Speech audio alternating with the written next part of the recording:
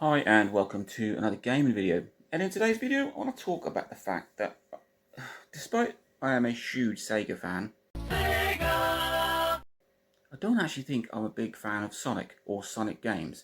Apart from the fact that Sonic is he's just a little bit arrogant. Okay, keep it moving. We got a schedule to keep. I like the whole attitude from him. It's very 90s feel. It's got that sort of Bart Simpson. Well, I'm Bart Simpson. Who the hell are you? Cockiness to it. But I'm not a huge player of Sonic games. I mean, I've played quite a few over the years. Sonic on the Master System, Sonic 1, 2 and 3 on the Mega Drive. I quite liked Sonic Adventure on the Dreamcast.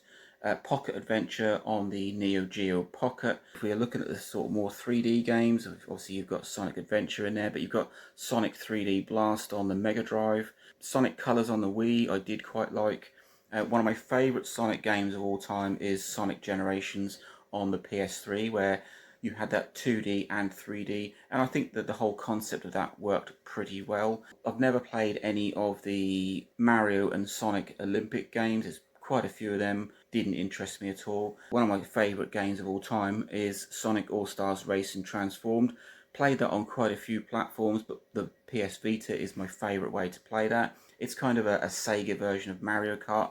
Absolutely awesome. But that is pretty much it. I mean, there's been a lot of Sonic games over the years on the Master System, the Game Gear, the Mega Drive, 32X Dreamcast, Neo Geo Pocket Color, Game Boy Advance, DS, 3DS, GameCube, Wii, Wii U, PS2, PS3, PS4, PS5, Xbox, Xbox 360, Xbox One, Xbox Series. All of these platforms have had Sonic games, possibly some other platforms, but there's just something about Sonic games that I just aren't keen on. I recently went back and played Sonic 1, 2 and 3 on the Mega Drive, 3 being my favourite, but that didn't hold me at all. And it pains me to say that I think I'm more of a Mario fan in terms of gameplay than I am Sonic. I think a lot of this stems from I was a massive Sega Saturn fan. I mean, I had Master System, I'd had Mega Drive.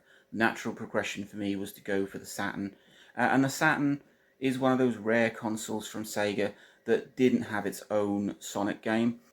The only thing we really had was Sonic Jam, which was a compilation of Sonic 1, 2, 3, Sonic and Knuckles from the Mega Drive, all rolled together in this sort of compilation disc. It did have a 3D environment called Sonic World, which we really did enjoy, but it didn't get its own Sonic game. The much fabled Sonic Extreme, which was supposed to come out on the Saturn, which was going to bring Sonic into this full 3D world, was cancelled, never brought out at all. You can find some early sort of prototypes and demo screens of that floating around. It's a kind of a two-edged thing. The Saturn didn't have a Sonic game, so I think it really hurt the Saturn, but the poor sales of the Saturn and its relatively short shelf life meant that they just didn't get time to bring out this Sonic game, and I think that's where it stems from.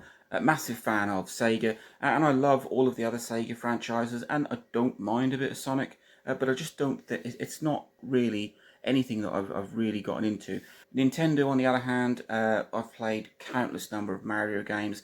I don't think there's a bad Mario game out there, whether that's on the NES or the SNES or Mario 64 is absolutely superb. I really enjoyed Wario Land on both the Game Boy and the GameCube version. Not a big fan of the Wii, so I didn't really get into Mario on the Wii, but Mario Brothers Wii was a decent game. I'm not a big fan of things like Galaxy, whole upside down twisty thing, not for me. But there are some big titles. Super Mario Wonder on the Switch looks absolutely superb. Going back to Sonic, there's a couple of games on that list that I would put in. I think Sonic Generations on the PS3 would be in my top 10 list of games of all time. But the rest of them are just there. I've played them. I've enjoyed them a little bit. Sonic Adventure on the Dreamcast looked stunning back then. It took Sonic from that 2D to that 3D and gave it a whole new lease of life. But yeah, I'm not a huge fan of Sonic games. I'm not a huge fan of Sonic. In terms of the films, I thought they were fantastic. I've yet to see number three, but the first two were amazing. But he still comes across as that sort of cocky, arrogant '90s kid, and I don't like that.